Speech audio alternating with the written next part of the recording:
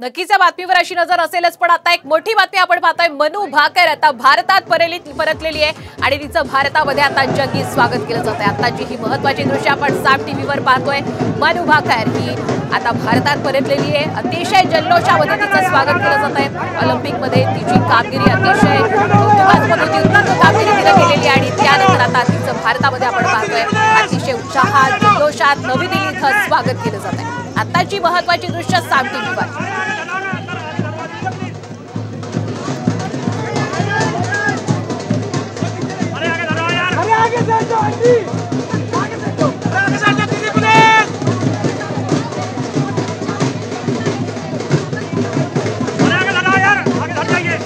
अरे भैया सुबह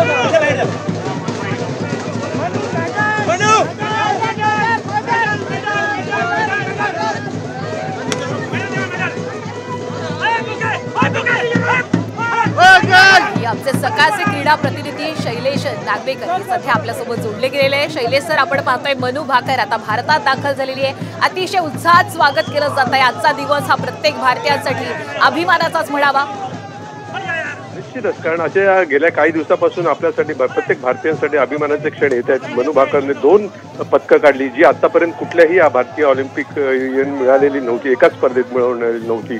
अशी मनू भाकर आता एक आपली आपण सुवर्णकन्या म्हणू शकतो। सुवर्ण पदक जरी मिळाले नसेल तरी आपल्यासाठी ती सुवर्णकन्याच आहे। तिचं अशा प्रकारचे स्वागत किंबहुना मी म्हणेन ह्याच्यापेक्षा अधिक स्वागत व्हायला पाहिजे होतं। आणखी ते जरी आता जे स्वागत होतंय त्याच्याबद्दल आपला प्रत्येक भारतीयाची मान गर्वाने उंचावलेली आहे।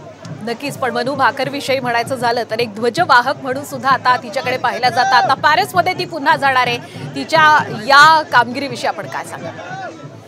निश्चितच, म्हणजे खरंच बघायला गेलं तर गेल्या ऑलिम्पिकमध्ये ती एकदम डाऊन झालेली होती। तिच्याकडनं काहीच अपयश झालेलं नव्हतं, यश आलेलं नव्हतं। किंबहुना तिची एका शूटिंगमध्ये तिची पिस्तूलही खराब झालेली होती। म्हणजे मी म्हणेन तर तिने फिनिक्स बरारी घेतली, शून्यातून हे विश्व निर्माण केलेलं आहे। म्हणून तिच्या कामगिरीचं महत्त्व हे अनन्यसाधारण आहे। अशी एक मुलगी, अशी जी आपली पदक विजेती खेळाडू ही अनेक मुलांना घडवू शकते, तिच्याकडे बघून अनेक जणांना स्फूर्ती मिळू शकते। म्हणून हिचं महत्त्व अनन्यसाधारण आहे।